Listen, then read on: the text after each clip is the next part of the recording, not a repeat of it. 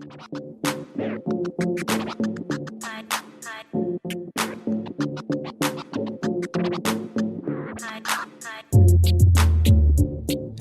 hour or the night is gold. Hello from Seattle. Welcome to Pro Sessions, a collaboration between the Pacific Northwest and San Francisco chapters of the Recording Academy. I'm Jessica Toon, Executive Director of the Pacific Northwest chapter. Today, we're presenting the first session of our three-part professional development series, which will focus on establishing your business. We hope you enjoyed today's conversation and will come back to join us for the next two sessions, Know Your Worth and Get to Work. Now I'd like to introduce my friend and colleague, Kristen McFarland, the Executive Director of the San Francisco chapter. Hey, Kristen.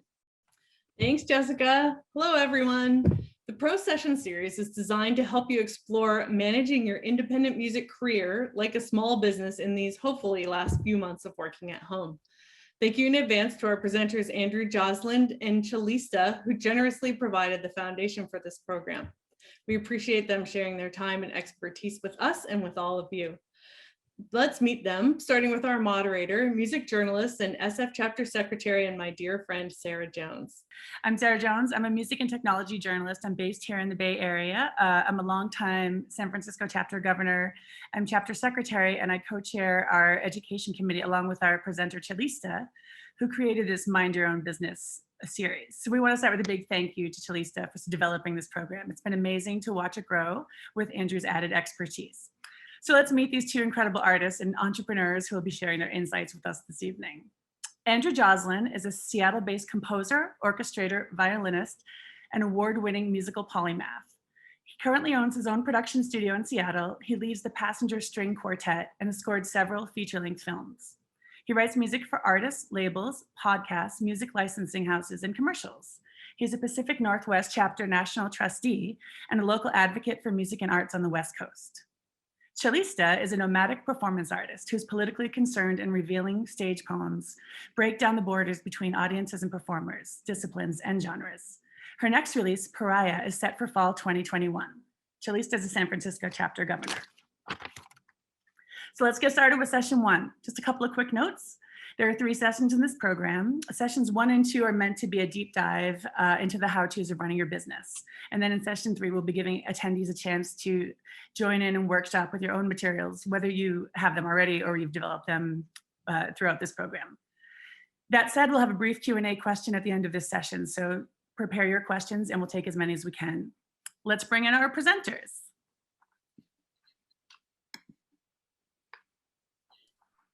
Hello. Hello, everybody. It's good to see you. It's good to see everybody. Or not, but. All right, well, we're going to start with a few quick questions before we jump into the presentation. Let's start with the elephant in the room. How's the pandemic impacted your business and how are you weathering everything? That's a big question, right, Andrew? Yeah, that's a big one, but yeah. You start and then I'll jump in too. Okay. So, okay, I'm going to be honest. 2020, with the onset of the pandemic, it was so hard. It was just so hard. And I feel like I saw sort of my business almost disappear overnight with as soon as we went into shelter in place. And then I very quickly had to figure out, how am I going to deal with the reality of where we are right now? And I think I'm very grateful that from the get-go with my business, I did put in some good foundational things that have kept me sort of afloat. And I don't know how Andrew feels, but I think it was just so disconcerting to kind of watch everything change so rapidly. Yeah, I think that just kind of echo what you were saying, Cellista. March of 2020 was a real harbinger of doom. I effectively had lost 90% of my work in the span of a week. I was working with a lot of major labels and other artists and production companies in LA, and everything shuttered. And just any project that I was a part of completely stopped. I had to quickly pivot, and unfortunately I would say like Q2-ish of 2020, I was dealing with unemployment in the Employment Services Department in Washington State, which was, as if anyone else has tried to navigate those waters in 2020, it was really difficult. But I think foundationally, what actually got me back and kept me afloat was the business practices and the stuff that I had in place from before. And it wasn't until a global zombie ice age pandemic completely tested my business and tested my own just wherewithal of how to keep my business afloat, that I was like, oh, I'm okay. I'm not thriving, but I'm surviving. And I think that was really important for me to attest that, like, okay, like, you know, the world's not ending. Yeah, it's not. And I think for me, what it really demonstrated was the sheer resilience of the music industry and of our musical ecosystem, and our ability to really navigate these kinds of issues, these kinds of problems, and really just stay intact. And for me, it really demonstrated also that the business of music can be a model for other businesses to emulate. We are so resilient. So once you guys realized you had to pivot, what was your next move? For These- me, oh, go. Stop. I mean, for me, it was really, I really had to reassess what I was doing with my business and where I wanted to be, because live performance was suddenly gone, and a lot of my income has come, it's been derived primarily through weddings, through corporate events, social engagements, that kind of thing. So suddenly I found myself thrust into a place where I'm doing a lot more teaching, and I'm now trying to pursue more sync licenses, and I've had to look into other revenue streams that I hadn't looked at before. I think for me in particular, I had to consolidate a lot. I had a recording studio with quite a bit of overhead in Seattle and downtown. By the time the pandemic rolled around, I had to shutter it. I couldn't afford the additional rent on top of everything else, on top of just, you know, it was just, there was too much overhead. I also let go of management during that time because the additional money that was going out the doors that way was also just, it was too much to worry about. So I think one thing that was really important, as it was such a impactful event, that it really made me reassess what was important, what I really wanted to focus on as a business, but also as an artist. So that consolidating and that just kind of re-envisioning what I wanted to be and the artist that I wanted to become. So I think of it as a huge positive in the end. Did either one of you find any opportunities that you might not have found had you been continuing sort of per usual?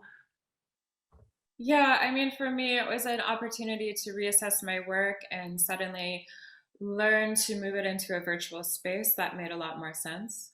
I think one gift of the pandemic is that suddenly I had time, which is something that I think as working musicians, we very often do not have time. So I've really taken this moment to at least cherish that, and to have, it's a little bit of refuge to have that time. I think I echo what you were saying, Cellista, with the focusing in on the virtual space. Thankfully, I've been touring for so many years with a variety of artists. I had to learn pretty early on the value of having a remote workspace.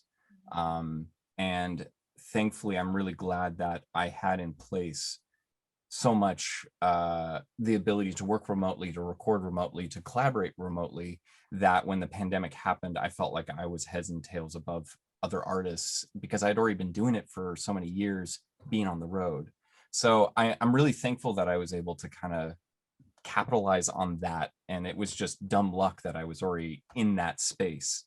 One thing though that I think happened from the pandemic that I don't think would have happened prior, or maybe it would have been in a different timeline, is I was able to form a partnership with Seattle Symphony here in Seattle and work on a program specifically catered to the conditions of the pandemic. So working with local artists, partnering them up with the symphony. So I became a curator for this thing called the Essential Series. So I pick local artists here in Seattle and the Pacific Northwest, partner them with the symphony, write all the material for the symphony, but do it in a pandemic safe environment. So, which was really kind of crazy, having 40 plus musicians on the stage, all 6 feet apart, all wearing masks. You know, it was kind of a really crazy thing, but it was all done virtually, you know, but with broadcasts and no audience whatsoever. So I'm thankful that the pandemic actually gave me that opportunity. Yeah, I think there's gifts in it that, it's a tragic thing. I think it's been hard. For me, it's been very hard to watch my colleagues suffer. Everyone's gone through so many tremendous losses. And I think that there's going to be some emotional baggage, if you will, after this thing, some trauma that we all have to sort through together. But I do think there are small gifts within the pandemic, and like what Andrew's saying about opportunities to work in new environments with new people, the access points to the classical performing arts that the pandemic has offered through live streams. People are able to encounter it in new ways. This is maybe the best thing that's happened to the classical performing arts in some ways. Suddenly, what these institutions should have been doing all along, they have to. And I think that that's a good thing. It's more inclusive now. Yep. That's a great point. All right, let's talk about business. Let's back up a little bit to the beginning of what we would call your professional careers. At what point did you sort of consider yourself a professional artist? Was it when you reached a creative goal? Was it when you suddenly could make a living and pay your bills making music? Do you want to go first? You go first. I'll go first. It's funny. This is it's a really emotional topic, because there's days where I'm like, I wake up and I'm like, I'm not a professional. I am severe imposter syndrome, and I'm freaking out, and I'm like, I got to get a day job. I haven't updated my resume in so many years. I need to remember how to interview. But then I remember, and I continually have faith that I'm still here. I'm still making money, and I'm still like, I'm alive. And I think the moment for me was it's funny, I didn't really ever make a conscious decision per se to be a music professional. It kind of slowly just started happening. I joined a rock band in 2002. It was my first like fun garage rock band kind of experience in college.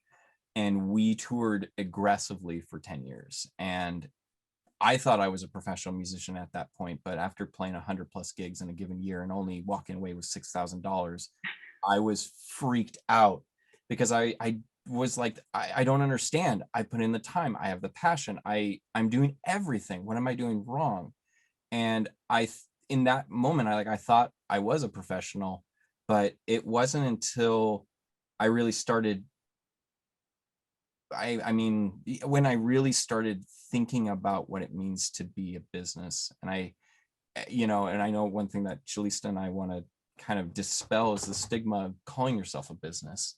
And, I think when I started having more of a battle plan and being more serious about what it means to be a business is when I think that it started happening. But it wasn't like a light switch kind of moment. It was something I had to gradually work at. And I think around 2011, 2012 was the moment where I was like, okay, I'm seeing enough income from my professional existence as a musician that I think I need to really give this a go and forego everything else and do it. Yeah, I mean, I like what you're saying about, I think a lot of people as well, but I still suffer from imposter syndrome. And, I think that my classical background equipped me to not believe in myself and to constantly critique and doubt. And so when I was starting out, I think around 2013, I equated being professional with talent, rather than thinking it's all business is you're getting paid for a product or a service. And so calling myself professional, like you said earlier, Andrew, became this very emotional and very loaded word, because I remember being in grad school and really struggling to keep up for my cello performance degree, but also getting lots of gigs with bands because I was pretty easy to work with. I showed up on time and those charts are pretty easy, right?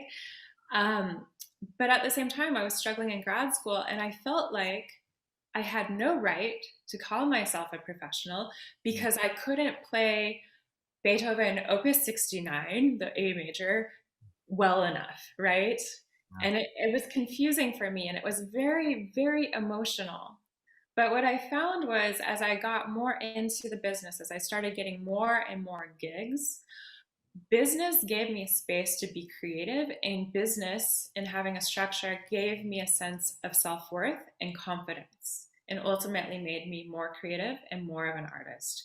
Because I think that the mission of the summit overall, what we've all agreed on, is that business is a creative endeavor. Yep. I think you just hit on something that I absolutely, it just resonated with me. The idea, because I think you and I really connected on this, because I was a concert violinist for many, many years, and being in a classical background, it was terrifying, because it's like you mess up one note and you're judged entirely. And I always kind of thought, for a long time, classical musicians are glorified jukeboxes.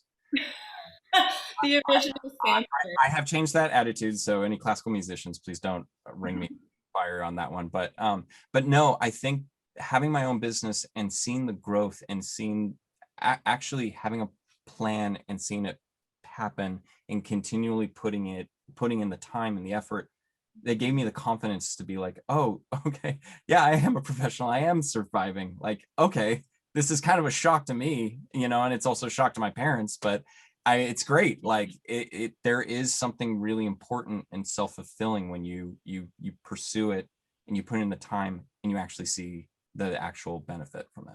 Because it's like, if you think about it, business, like your own business as we're doing, it's the ultimate production, right? You're the artistic director of your own life. You set out your own plans, your own goals, your own visions, and you make the life that you want to have. And you're doing it with your instrument. And it's no different than any other business, except I think for me, doing that, like proclaiming myself as a business owner, it was so, like, for my confidence level, it felt so good, right? Like it just sort of removed some of the emotional baggage of like the classical years. It just made it a bit easier for me to play cello. Cello is my day job. What you guys are saying sort of sounds like a lot of musicians' paths where they sort of back into the business side of it. You're getting better and you're getting more gigs, and suddenly you're like, I need to manage this. Mm-hmm. How much time and energy did you put into managing the business side of things early on? Ooh, I think Andrew and I had like some pretty long discussions about what it's like to go through music school. So they'll give you like all the tools you need, right? To get like to nail the lalo, to nail your scales and everything. But when it comes to like filing for like your DBA, you're like, what? And like for basic organizational skills or anything that could actually help you succeed as a musician, those skills are not being taught in school. And I'm not totally sure why. Yeah, I was so naive. I thought that going to a 4-year institution would teach me music publishing, legal aspects of the music industry, how to tour, how do I develop the business plan, how do I do my marketing, everything else. I really, really genuinely thought I just didn't do my research, and it was such a letdown. I was really kind of freaked out because all of a sudden you're thrown into the real world and you're like, oh, I spent money on a degree that's not preparing me for the actual trials and tribulations of what the music industry is. Totally. And I feel like, especially for us, as like with our background in the classical performing arts, we have all these skills that equip us to work, right? Like we can come in and read a chart cold and nail it, right? We have all these tremendous working skills, yet we are definitely taught, I think, in school to not want that, to only sit in a practice room, and it's too bad. Mm-hmm. Curriculum aside, what are some of the things that you wish you knew when you were sort of embarking on music as a business? Personally, how does money flow in the music industry? And I don't mean just playing a show and then getting paid. I mean publishing, licensing, when a YouTube video plays, how that money flows, where does it go, how does it come back to me? And how does it go to my business where I can pay out other musicians and other people that I collaborate with? I think a lot of people, when they first come into the music industry, they see this giant black box of disinformation and, you know, secret practices and predatory things from record labels, and you don't want to do this and that, and you know, it seems really scary and just so overwhelming. And I really, you know, if there's anything like I wish I knew from the beginning, was I just wish I knew how the money flows, Jesus, for the industry better. Because I think that's, for me, at least in my profession, what I've been doing, I think that's what's helped me sustain myself through, you know, a nuclear bomb going off in our industry. Wow, I mean, oh, that's all good. I mean, I also wish I'd known that as well, because it was really tricky to figure things out. You know, it's such a learning curve. You know, honestly, one thing I just wish I'd known when I started, it's maybe a little emotional, but I wish I had known I had value.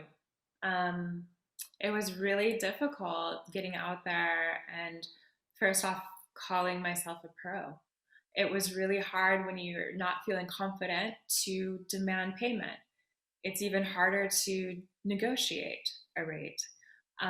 There's a lot of things that I think stem from feelings of self-worth, self-esteem, and not having things modeled for you, for instance, like business conversations, that kind of thing. So I think if I reflect back to starting out, I wish I'd known that I was valuable. I'm very valuable. I have something to bring to the table. Yeah, I think we've all felt this, that there is a universal stigma about musicians being flippant, narcissistic, unprofessional, druggies, and just, we are living a life of abandon. And I think that is so devastating to us when you really want to pursue a real career with real impact and you want to have real worth. And you know, when it just something as seemingly Monday as negotiating a rate, when you're working with people outside of the music industry who look at us as flippant and unprofessional, and they're just like, what should I pay you? Like, I don't know, like, here's $50 and a beer. It's like, it's almost like I feel for us as music professionals, we're all in this together. And I think, you know, as a community, learning how to have self-worth emboldens the rest of us, and further kind of creates a line in the sand, so we don't get taken advantage of by other creatives, by other tech industries, by other people, by other businesses. Because I think, unfortunately, because of the stigma and a lot of education not being there and available to musicians, I'm losing my thread, but the main thing is, I think this is all really important, and I don't think it should be as scary as some people make it out to be. Because it's not scary.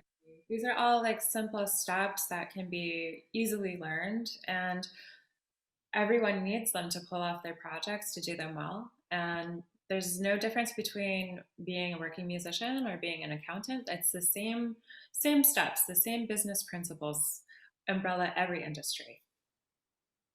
Well, it's interesting, you know, being an artist is sort of an entrepreneurial endeavor. And so you have to learn a lot of this yourself. Like, how did you know when to sort of take on an aspect of your business yourself and when to bring in help? Wow, I think learning to delegate work is something I'm still working on. I tend to take it all on myself because my Achilles heel is that I have a pretty big vision and I am able to implement most things. And so, you know, I'm still learning to ask for help. It's difficult for me to say, I should not be doing this particular part of the project or whatnot. So that's an ongoing thing. Yeah, I think there's been a lot of times I've been like a pretty type A personality with my own career. So I've tried to work with consultants and PR firms, and I've gone through the rigmarole of like hiring someone to do radio promo, have someone help me design album art and this and stuff. And certain situations have been good and certain situations have turned out very poorly. And it's interesting because I think, yeah, delegating the work, and it's still hard because I think when you've cockroached your way through a career where you're just like, no matter what, you're going to do it and just make sure you survive no matter what, it sometimes is difficult to kind of take a step back and be like, oh yeah, how about you help? So, but that's like, I'm like 18 years in now or something. Or you have the benefit of hindsight, right? Yeah. Well, that sort of leads me to my next question. A lot of musicians, I think, might be wondering what the point is when they can call themselves a business person. Mm-hmm. I mean, I think it's unfortunate that musicians don't think of themselves as business owners, because the truth is, the moment that they take money for their services, like playing Pachelbel at a wedding, whatever it may be, they're a business. They're a business owner. And like we've been saying, there's this misconception that art and business can't coexist. And that's really the point of the summit, is to change this perception. And I said earlier, but business has really provided the space for me to be more creative. It gives me time. It makes me aware of my time. And cello is my day job, and it finances a lot of my creative gigs. So, it's been so helpful. All right, well, I think it's time for us to dig into some nuts and bolts here. What do you say, Cellista? Yeah, that sounds good. So I just want to talk a little bit about business structures. And so for this summit in particular, I'm really focusing on sole proprietorships because I think that they encompass the kind of work that most working musicians do overall. And so, of course, like the structure that you choose as a business is going to influence your day-to-day operations. It's going to influence how you pay taxes. It's going to influence like how much of your assets are at risk. For me, I've been a sole proprietorship, and I have a fiscal sponsorship from Fractured Atlas. And I think sole proprietorships provide the most flexible sort of structure for an independent contractor like myself or a working musician. But there's other structures as well, like partnerships, which can be 2 or more people, and that's often very ideal for bands. I think, Andrew, you mentioned that you had a partnership at one point. Yeah, so I very briefly operated as a sole prop many years ago, and then when I first joined, when I started my first band, we entered into a partnership agreement. And there's benefits and there's drawbacks to that kind of thing, because most partnerships, when you enter into it, there's a lot of joint ownership of the gear. So like if you're a band and all of a sudden like guitarists are having to pay, buying guitar strings and stuff, is that the ownership of the band member, or is that the ownership of the partnership? Even though the partnership paid for updating their gear. Same thing, like if you have a sound system, a PA that you're purchasing. So I like the structure of a partnership, but I would say the one thing that I think is really important is make sure that you really are your entire band is on the same page, and making sure that you guys are discussing all the kind of different aspects of what can happen and what might happen if someone leaves the band. What if someone has to, not perform a gig, yada, yada, yada. So partnerships are really important. And I think the vast majority of bands can benefit from them. It's just, it can get pretty complicated pretty fast. And I mean, like the saying goes, like when you're in a band, it's like you're married to, it's like a marriage. And that's absolutely true. I've been operating as an LLC, a single member LLC, for many years, since 2012. Which is for my line of work, doing production and writing and a lot of scoring work, being able to hire out musicians and pay out my mixers, my mastering engineers, and everything else through an LLC has been really important and really helps me kind of keep track of everything in a business sense. Could I have done it through a sole prop? Yeah, most definitely. But I think there's certain things as an LLC that were more beneficial to me in the long run. Yeah, and these are definitely choices that, as musicians, as small business owners, you have to do your research to find a structure that's going to work for you. You do not necessarily need a lawyer to do this. You can do a lot of that work online. But Andrew, why did you choose an LLC? What led to that decision?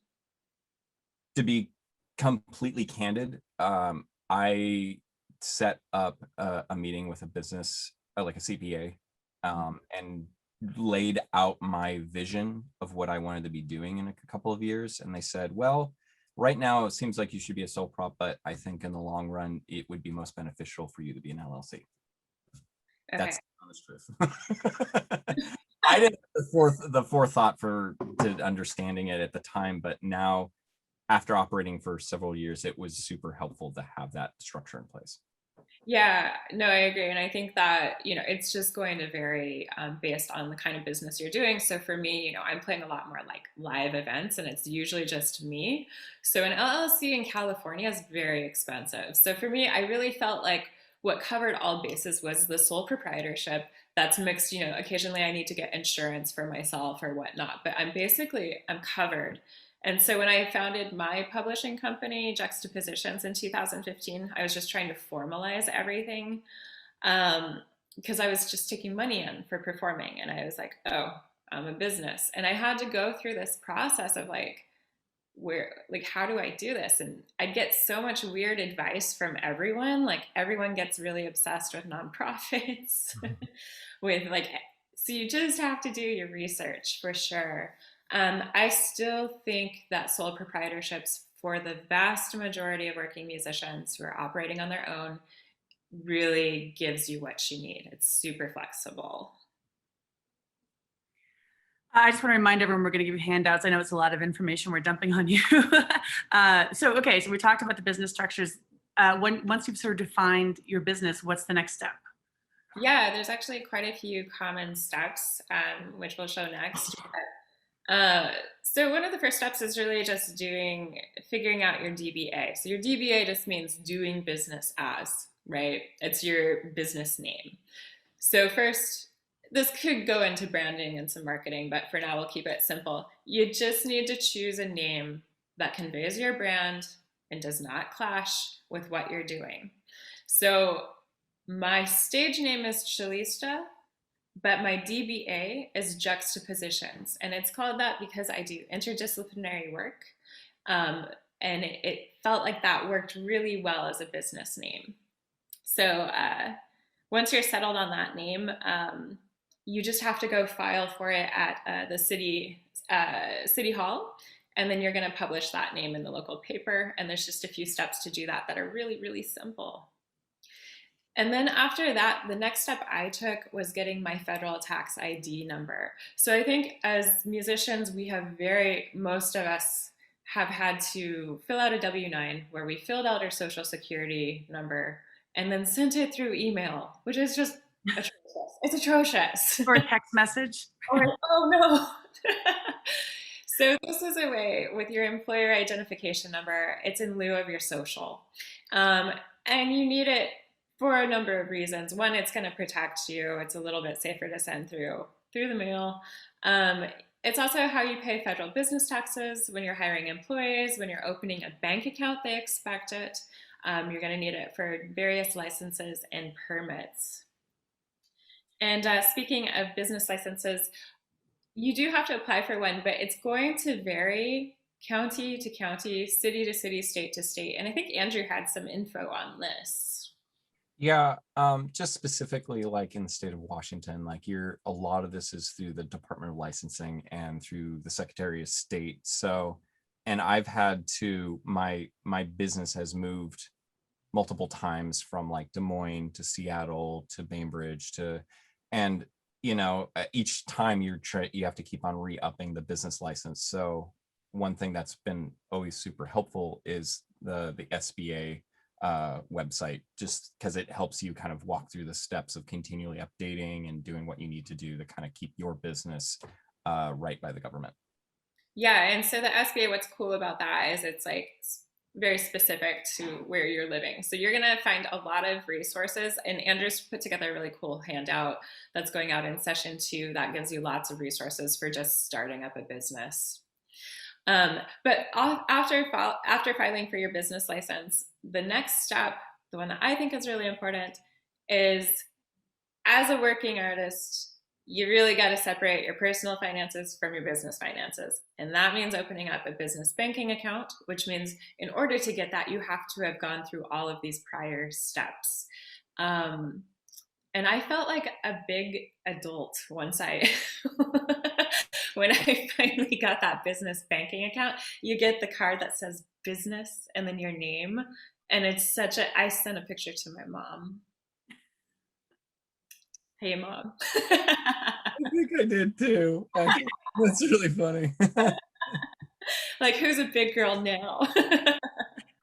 I think, if anything, one of the biggest, most important things that anyone can walk away from the summit is having a business banking account. Keeping those accounts separate is so important. I can't tell you, it keeps your life in terms of taxes, in terms of write-offs, honestly, it also keeps track of, are you going anywhere? You can actually see if you're improving as a business, and if the profit margins are doing better and everything else. So yes, just please open up your own business banking account. And then take a picture of the card and send it to your mom. Yeah, because they'll be proud. With a big smile, you know, because you got those braces for a reason. Sorry, my mom's going to be. So you have this foundation in place. So you've established your business, right? Now what do you do? Like, how do you kick your business off? Yeah. I think that the one thing for me that I can't stress enough is just the importance of planning and creating a business plan. And, you know, I'd like to think that before you undergo all of these steps, the DBA, the bank account, that you've really sat down and you've written out your goals and what you want out of your business. But life happens, and sometimes things don't happen in order. You still got to do all the steps, whatever order they come in. So in doing a business plan, you know, there's a few elements that are important to it. So just like an executive summary, a description of your company, what you offer. Is it products? Is it services? You have to come up with a marketing plan. You need to figure out like your timeline, your finances, as we've been discussing, and your financial plan. For me, though, the most important and critical elements of the business plan are absolutely the mission and the vision. Can you talk a little bit about what we mean by that? Yeah, definitely. So in a mission statement, essentially what it does is it's defining the company. It's defining what your company does and its purpose. So it adds a lot of clarity as far as who, where, what, and why, like these very basic fundamental questions of business, right? So just to use an example as a case study is my own company. So this is my mission statement, and I wrote this in 2015, and I continually go back and revise it. So where it is today, Juxtapositions is a publishing company dedicated to providing ongoing economic opportunities to working artists through publication, education, advocacy, and professional development for artists. So that's my mission statement. That is definitively what my company is, right? But after that, what I really like to concentrate on is my vision. So for me, it's not just where the company aspires to be after or while pursuing the mission, it's even before that. It's the guiding light of my company. So For juxtapositions, it's my vision statement is this. Juxtapositions is made up of the very artists and audience members who participate in it, creating an ongoing inclusive space for creative cultivation and community building. So the vision statement's a little bit broader, right? The mission statement is going to be sort of creating these boundaries around it that keep me aligned, that keep my vision intact. So now you have all these foundations in place. What about, let's get into like the nuts and bolts. How do you get paid, right? Yeah, totally. Core of your business. Let's get into it. Yeah, absolutely. This is like the nitty gritty stuff. So yeah, you have your mission statement, you have your vision, you have all these grand ideas. And then at the end of the day, you still got to pay bills. So how do you do that? There are a number of ways. And some of the things that I encountered when I was first starting out that I think are critical to any business are contracts, it's rate setting, and it's negotiations. So first to talk about contracts, because contracts are something that I think every musician has to understand that contracts are not a black and white thing. They're not rigid, they're not fixed. They're a gray area, and they are a negotiation of sorts between two parties.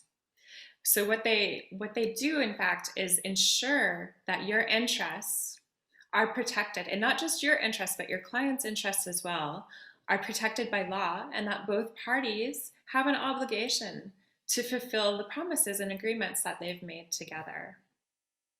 And so that way, if you've had a contract in place and a party breaks that contract, it's going to be easier in court to defend, right? It's going to offer an element of like, there was this agreement, it was broken, and here's proof. So it's sort of a safeguard. It's almost like, I like to think of contracts as almost insurance policies. I don't know, Andrew, how do you feel? I always look at contracts, it's the paper trail, it's the legacy of an agreement. And it just, like you're saying, I think with contracts, it's handshake deals and kind of, you know, making sure that people are all on the same page. I think is the real thing that's so important, because, you know, when you start getting into co-writing with other artists and someone thinks that they brought more to the table than somebody else, and they're like, well, I thought I did 80% versus you just did 20%. The contract, you have to have it in writing. It's just, it will save you so much time and time, money, and emotional stress. You know? If you do your business first, then you can get way creative.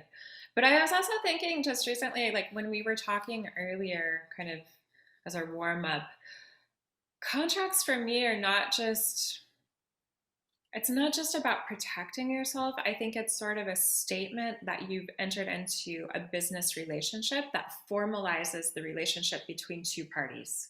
And for me, that makes it a lot easier to be creative because everything's suddenly on the table. We know what's at stake. We know what we want. We know everyone's intent, and we've accepted it. So for me, it opens up lines of communication that make being creative a lot easier. I like that. It also kind of makes it, there's a level of accountability now implicit in both parties. So you can just get to creating. It's like, oh, we know that this co-write session or this performance or whatever, we understand the terms. Now let's get that out of the way. Because I think the worst thing is to enter into a situation where you're performing or you're really putting your emotional and in time and energy into a project, and you're not sure of when you're going to get paid, not sure what you're going to get paid. You're kind of on this like emotional roller coaster. And I like that, because I think that's the thing that's really important, is a contract helps exercise all those kind of demons prior to actually getting to the fun stuff. Totally. And I think also between the two parties, for me, what I find is that it equalizes the playing field between the two. And I really like that. And I think they don't really push this in school when you're going through business stuff, but contracts are something that are to be negotiated, right? It's not fixed. And that's the beauty of business. Nothing is actually fixed.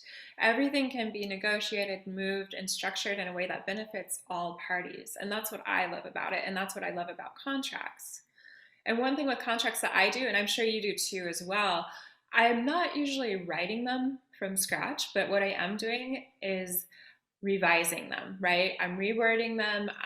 I'm setting them in a way that works for whatever situation I'm entering into. And so it's easy. Musicians can easily find templates. And I know you've put together a lot of boilerplate contracts for session 2 that everyone can access if they come next Monday. But contracts just provide this great creative ground. Yeah.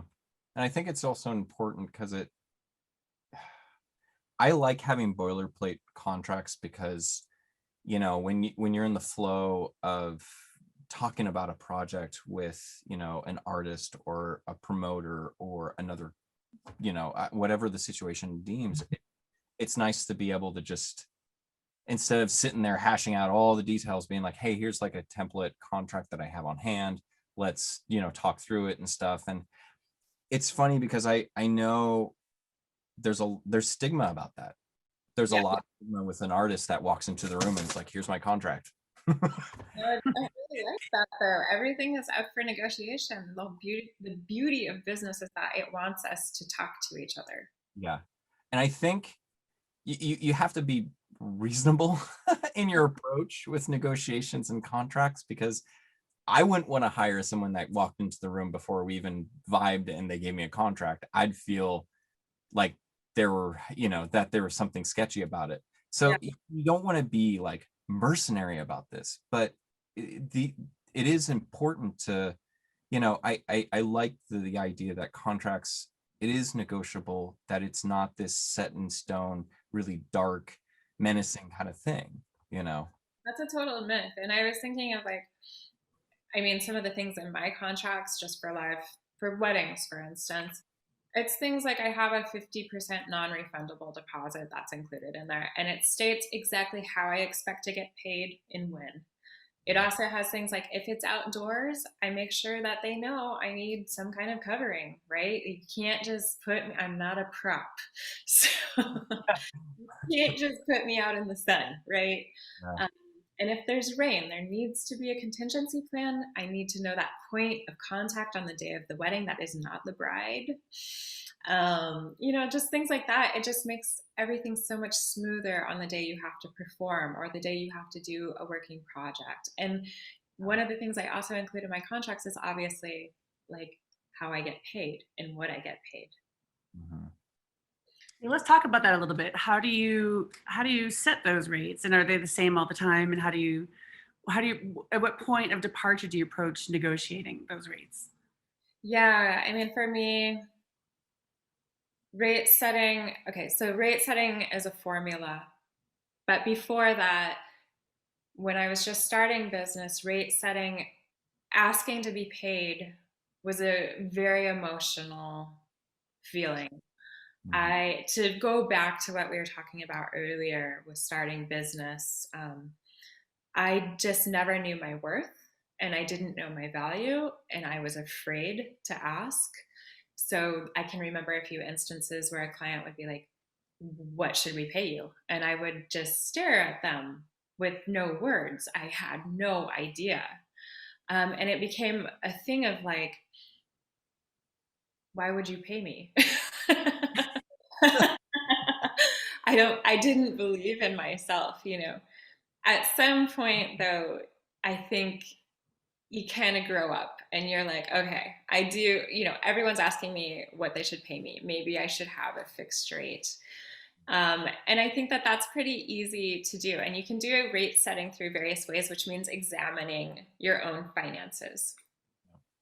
So like your expenses and your income. So you can see just briefly, this is my accounting. And I was able to sort of deduce from this where my expenses were and where I was making money. And part of rate setting and part of doing business is just making a profit, right? That's the point of business, to make money. Andrew, you agree, I hope? Yes, absolutely. So it became very easy for me once I actually knew my money flow to set a rate. And one other thing I did was I started talking to other musicians to ask them, what are you charging for this kind of event? What is your rate? Because you want to get an idea, you want to survey the market, right? You don't want to undercut your colleagues. You don't want to overcharge because your clients are going to walk away. So there's a little bit of a learning curve, I think, when you learn to set your rate, but at some point you get it. So now you have this information. How do you sort of, what do you do with it and plan for money to keep coming in and grow? Totally. So, okay, so we have this chart. This is my chart. This is my income. This is a J curve, what we call a J curve. But so we have from 2012 until 2020, and we don't go into 2020 because it's a sad story. But you can see at the beginning, you can see that Cellista has no self-esteem.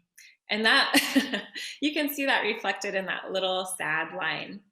And then getting closer, getting into 2013, I was like, probably started charging the bands who were hiring me to like play their live shows. 2014, I went into graduate school. So you can see that dip right there, right? That's definitely reflected in my numbers because I wasn't gigging as much.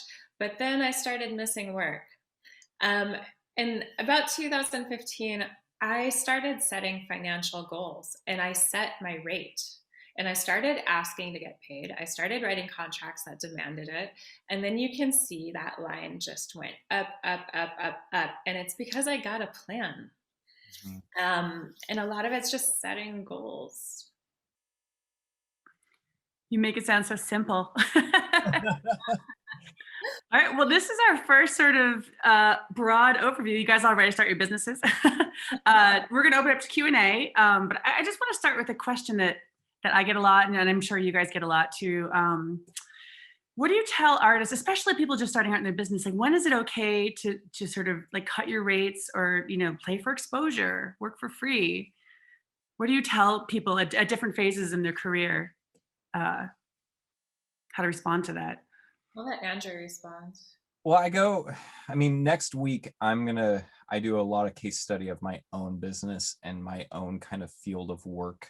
But, I have a lot of nice little tricks that I've kind of learned over the years of rate setting and just kind of how I've kind of negotiated and worked my way through stuff. I think one of the most emotionally difficult conversations that I deal with pretty continually is when I raise a rate on an existing artist or client I've already worked with. And they're like, I do say an orchestral arrangement for a client. And they're like, oh, well, you were only, 500, like when we worked last time. And it's like, well, my rate's gone up. And it's like, why? What's changed?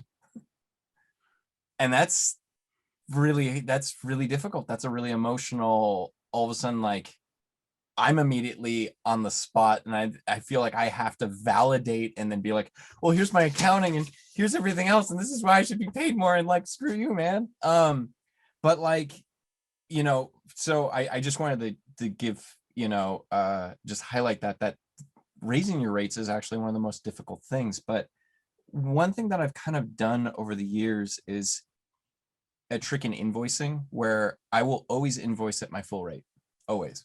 I will, whatever the project is, if I'm doing a string session, say it's like, I don't know, $250 to me to do 2 songs playing violin, but they can only afford 100.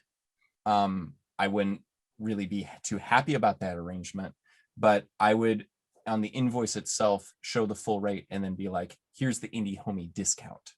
Yeah, that's like education too. Yeah, here's, they know your rate. Yes. They know that they're getting a hell of a deal. Right. And then they understand that this is a gift to them and that you're valuable. Yeah, and I think that's what's really important because, yeah, it's a bitter pill to swallow still, but then in the end, I'm like, no, I am holding my line to a certain degree, but I'm also continually stating over and over and over again to people that I'm working with, I have value. This is my line. Yes, I dip below it. but you know where how much I dip below and why. Yeah, no, you're right though. It's like that second tier of self-esteem, because first you like get the balls to say, I have value, you need to pay me. But then there's like at some point it's not just that, it's like keeping up with what you need. Yeah. And that's an even harder conversation to have, I think, with clients, especially. I feel like that too, where I'm like, here's my accounting. Yeah. This is another, oh, sorry. I think artists are at a sort of, I don't know if it's a disadvantage, but it's an imbalance when you're a single person negotiating against like an entity, a corporation, or a group. I mean, do you have any other suggestions for sort of asserting your value in that kind of dynamic? One of my favorite stories is there's a band here in Seattle that I loved, and I was hanging out with the band backstage one day after they played the Crocodile, and they were telling me like, we love our manager. Our manager's the best. And I was like, wait, who's your manager? And they're like, it's a fake guy by the name of Chet Diamond. What? And they set up a fake manager account that would do all their booking and everything else. So there was a level of distance between them as the artists and this business entity that would handle all the professional, difficult business chats, and it really helped them to separate their business and the artists so that they could remain carefree and cool and have like fun with the creative side and with the performances. And they could also like hang out backstage with the promoters and bookers and not feel like, that they're being judged for being, that stiff them on the upfront guarantee or the percentage of ticket sales at the door. So that was something that I saw. And I actually, I wouldn't recommend that for everyone, but I did see that as being a really interesting way to kind of sidestep this, right, left brain kind of conundrum that we usually face in having a business. I think another way to do that might be, let me get back to you, gives you, a moment of pause or something, just some way to sort of leverage. Well, what I've done for my own business is if I need to give myself time in a negotiation, is I'll always say, I need to take this back to my team. And that's been so helpful. Like, even if the team is just me on a project, but it gives an extra level of like, hey, I have additional mouths to feed, or I have other people that I'm accountable to. I need to make sure that my business is in, it continually further emphasizes the worth and your self-evaluation in that moment. All right, I'm going to here's a two-part question from the audience. This is from Steve Ball to both of you. I think this is a great question. What is your ratio of daily practice, business logistics, and business development is the first part of the question. And two, do you ever get a day off? I would say the sad part of doing cello for a living is that I don't spend a lot of time with my cello anymore. I do a lot of the business stuff, a lot of the contracting, the admin work. There's a tremendous amount of admin. So I think, unfortunately, I think that's kind of the reality of where I'm at. Probably it may be different for Andrew. It's interesting. I think I try and schedule my weeks accordingly, where, I have a lot of business calls with certain artists that I need to do, or I have stuff with the Grammys, or I have stuff with this and that, or whatever. I try and load up as much as I can in certain days. So like if I have to be right-minded in a given day, I try and schedule all my business calls in one day. And try and make sure that's the focus, that I'm focusing on the business, on my emails, then follow up and everything else. And because any creative will know, it's really hard to put a time frame on making art. That's been the hardest thing for me, is balancing out, I have a bunch of emails and stuff, but I have this piece of music I'm writing, and I don't know if it's going to take 2 hours or 10. Like, I have to give myself the time and the room to let it breathe and grow naturally, because if I just, I have 2 hours and it's done, That's unfortunately not how we work as creatives. You know, in terms of business development and logistics and stuff, like Cellista was saying, it's still, you know, I play violin and viola, and I have a cello and a hammer dulcimer and a bunch of other instruments back there, and I try my best to have daily practice, but there's times it's just not possible, and I try and I make sure to practice forgiveness and being like, that doesn't make me less of a musician, doesn't make me less of a professional. You know, I just have to plan myself accordingly. So I don't have the right answer on that, but that's what I do personally. Well, I think it sort of harkens back to what Cellista was saying in the beginning about sort of first thinking of being a professional as like achieving a musical benchmark. Yeah. Which may not, you know, that may not reconcile with your business success necessarily. Yeah. They're not mutually exclusive, but. Yeah, and I think it becomes sort of an exercise. For me, I do apply project management techniques to my projects. And I do know roughly, because I do track my hours, I do know how long it takes me to learn certain pieces of repertoire. I know how long it takes me to put together various multimedia projects, because I'm a weird one and I like to track things. I have friends, I swear. But do you have days off? That was the second part of the question. Oh my God. You know, all the pandemic. And it's funny because when I'm looking at that J curve we looked at earlier, you know, one thing that comes to mind is like my most successful financial year was my unhappiest year, because I was pushing myself so hard and managing my time so poorly and not saying no to things and not being picky, that I like wore myself out and I was getting sick. I don't know if Andrew, if you ever had this, but there would be times when I would get sick, like a cold or flu, and I would be grateful because that meant a day off. How messed up is that? Yeah, I agree. Actually, one reason I stopped touring is I was on the road and I got shingles, and it forced me to really take stock of where I was at. And it was one of the first times I felt like I could relax. And it was really a weird reckoning and realization where I was like, I'm really pushing myself so hard. And you know, one thing that I liked you were saying, Cellista, is the idea of having a method to working through this madness. And one thing that I found that's been helpful for me is this thing called the Pomodoro Method. I'm a big fan also. Yeah, like the idea of separating your day into 30-minute little increments and continually taking stock. You know, you do work for 25 minutes and then take stock for 5, where you're like, is this worth my time? Am I getting somewhere? Is this the priority? Do I really need to be doing this right now? Because that's one thing that I find continually, that I will fall into rabbit holes, and then all of a sudden I've realized I've wasted 10 hours on a freaking hi-hat, which is not.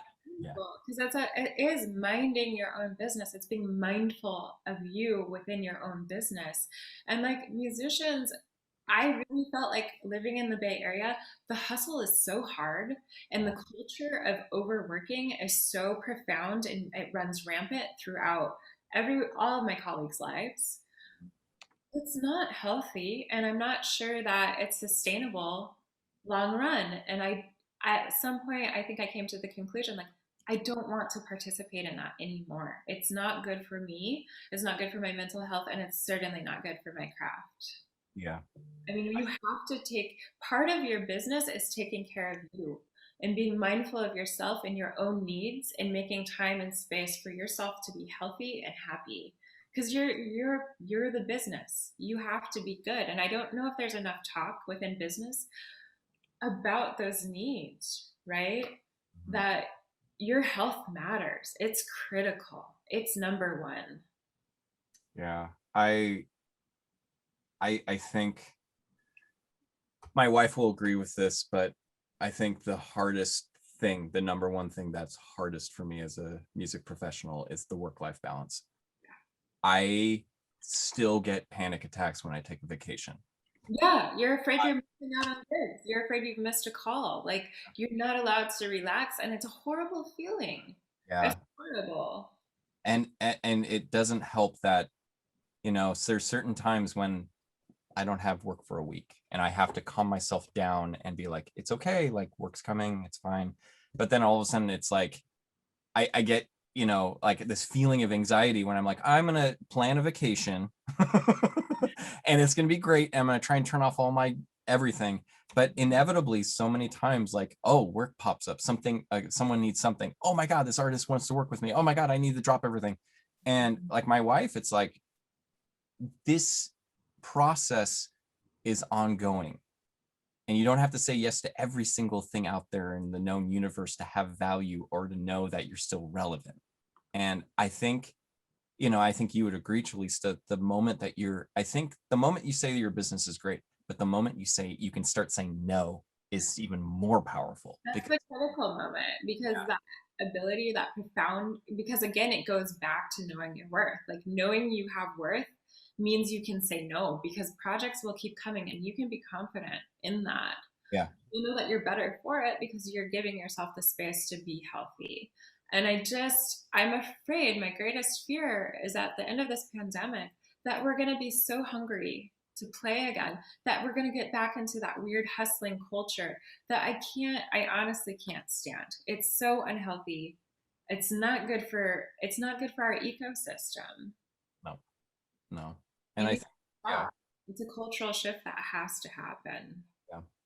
And I think mentally too, physically, we're athletes. Every single one of us is an athlete, really, when you think about it. And I think the physical implications, the emotional implications of not taking care of yourself, you know, it's into your body. Like how many okay, I know personally, like, and the pandemic makes me think about this, but the amount of gigs I have played while sick, because the rule is, even if you're vomiting, you show up and you bring a bucket, right?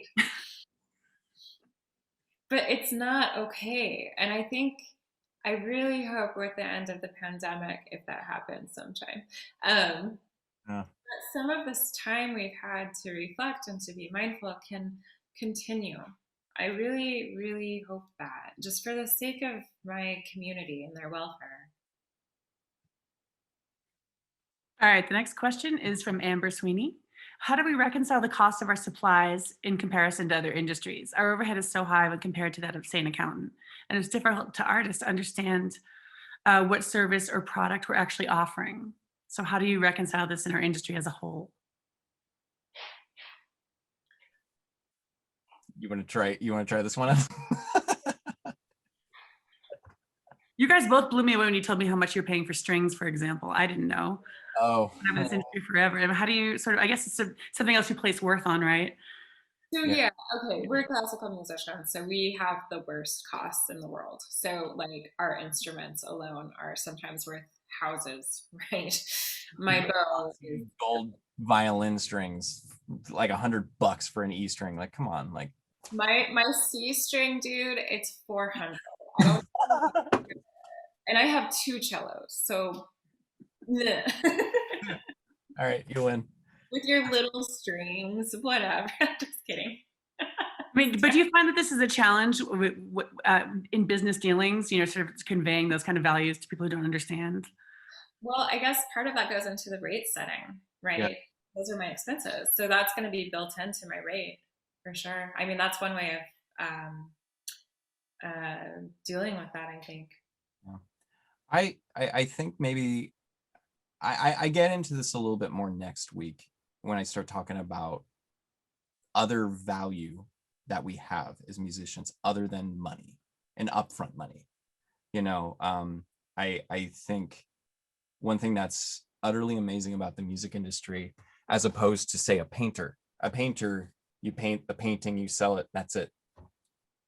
Music, you create a piece of art, and in perpetuity, until the copyright dies, you can make money off of it. It might be cents, but it could be thousands upon thousands of dollars if you structure your business accordingly.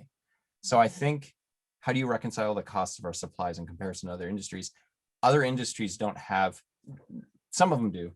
We have a pretty unique ability to create art that in perpetuity, if you build your catalog over time, can continually pay you and like it's like a 401k essentially. And I think that's something that is really interesting and of value to us as musicians. And we're also not fixed in one medium, right? Like our product can go into film, it can go into a theater place. Like there's some versatility in what we do. And like I was saying earlier, the resilience of music in that industry, it's really something. So that's one way to reconcile those costs, I think. Yeah. Hopefully that answers sort of the question. We don't know everything. Sorry, tax person too, right? We'll talk later. All right, this one is from Jeff Kellum. What was your decision process for choosing between using your social security number or your federal tax ID for your performing rights organization? And maybe explain what a performing rights organization is. Yeah. Answer that. I'll get into that next week. Yeah. But I'm just going to do a deep dive. Or just for royalty. Okay, for royalty purposes, I guess. And what was your decision process in choosing? Well, I think that part of the formalizing my business was getting the employee ID number. I don't use a social because I've separated my personal and my business. So my business is going to use my federal ID number versus the social security. That's why. yeah, I think what happened for me is, so I was with my punk rock Irish Celtic fiddle driven band for 10 plus years. And at that point, we all got set up with, I was set up with BMI, other band members. I can't remember what we all chose, but at that time, I didn't have a formalized business. So I signed up as my own social security number. But to reconcile that now with my BMI account, I have all the money that I get from royalties go into my business account. Mm-hmm. So it's okay. It's all, it works out. And yes. That's how I was able to reconcile that. But you can, if you want to figure this stuff out ahead of time, it makes it a little bit easier to put together the federal tax ID, get that all figured out, have your business figured out, go through all the steps that Cellista so lovingly put together prior in this presentation, and then maybe register like a publishing DBA underneath your main your main business, and then have your PROs pay into that. So a way of structuring. Yeah. Okay. I have another question from Steve Ball.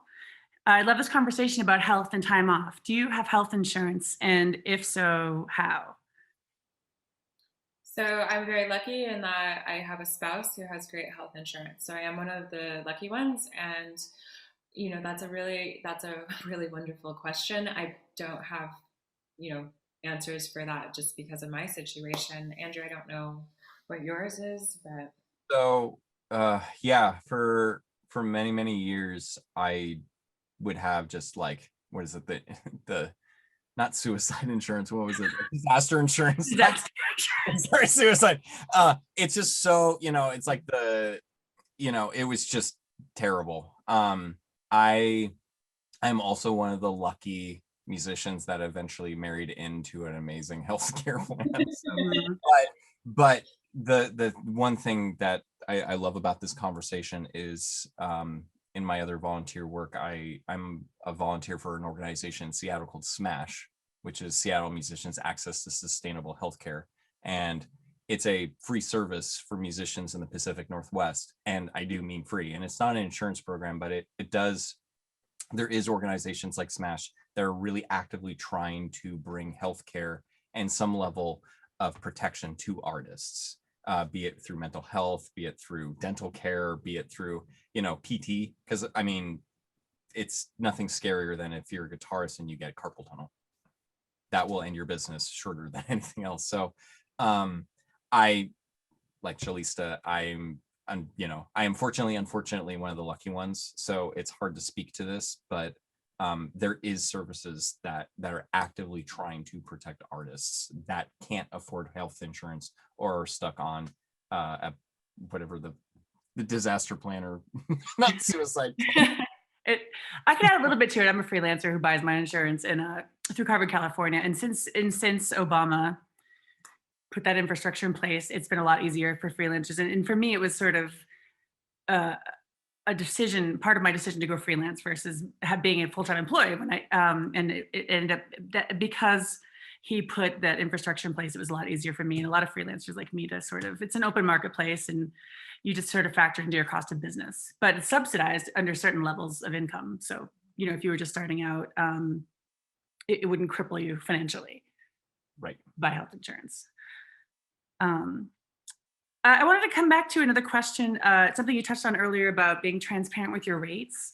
Mhm. Is that a hard, do you find that that's challenging to sort of ask other artists what they charge? And is it regional? Do you feel like it's sort of you have a community you work within to sort of establish that? Yeah, it's definitely regional. Just I've been fairly nomadic this year, and so going from the Bay Area to Colorado, now Los Angeles, I see the rates definitely change. And so the higher rates were for me in the Bay. So it is really hard to get musicians to be transparent in their rates. I tend to lean into transparency as part of our sustainability as a community. So I'm always happy to share my rates with people. And I can also do a nice breakdown of what that rate is so others may understand and emulate that formula. But yeah, I mean, it does vary region to region, certainly, because the market's going to change. So in the Bay, I had access to lots of tech companies who would do holiday parties. They would do, you know, just various events. And so there you can really charge, it can be quite lucrative. Weddings can be really nice as well. And so those rates were quite high. When you go into Colorado, less tech, more weddings, but lower rates, right? Mm-hmm.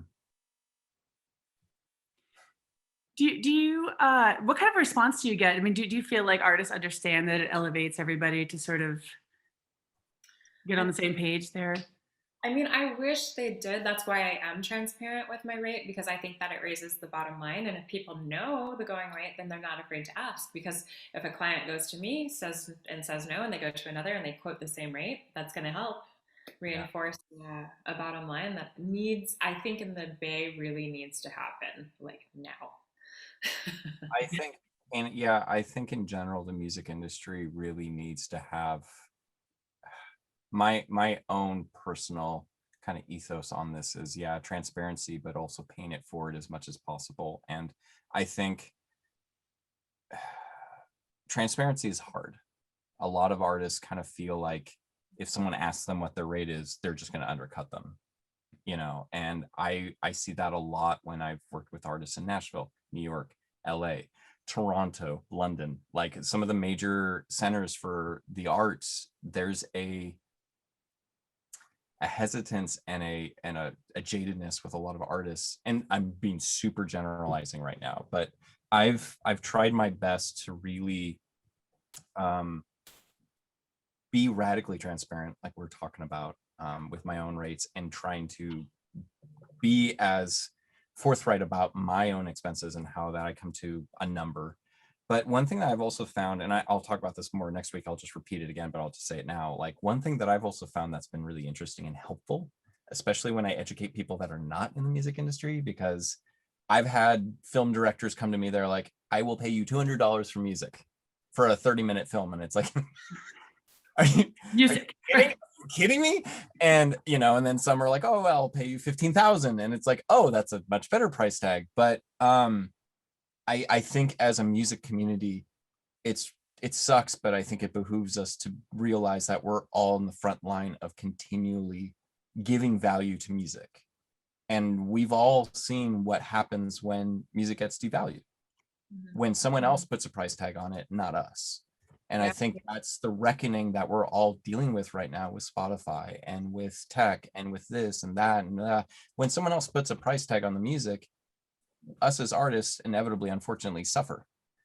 And what I've found that's been helpful in my own kind of negotiations, and that I have as kind of, I think I have as a handout for next week, is this thing called, it was put together by ASCAP BMI and a New York organization called Meet the Composer. And it focuses on, hey, here's industry baseline rates and ranges that you should be aware of if you're going to commission music, or if you're going to hire someone for a gig, or if you're going to use them for film or TV or dance or whatever. And what I love about that is there's been a lot of conversations I've had with people when they'll come in and they'll be like, I'll pay you 200 for a film score. I think that's just more than enough for what you're worth. And I'll be like, actually, I think you should review this and then we'll chat, in a bit. And having an actual organization, like nationally recognized organizations, having these professionally prepared kind of baseline what income should be or what the worth of a musician should be, I think is a nice starter for a conversation, especially when you're negotiating and figuring out what your compensation range should be. And that's been something that I've personally used, and I'll try and share that next week. Great. Well, thanks, guys. I think that's a great way to sort of wrap it up. I really just love what you said about not letting the rate be determined by someone else. Yeah. Thanks, guys. Oh, sorry, go ahead. No, I agree. I'm making weird noises. Yeah. Well, thanks, everyone. I know we've covered a lot today and a lot of nuts and bolts, a lot of kind of dense information.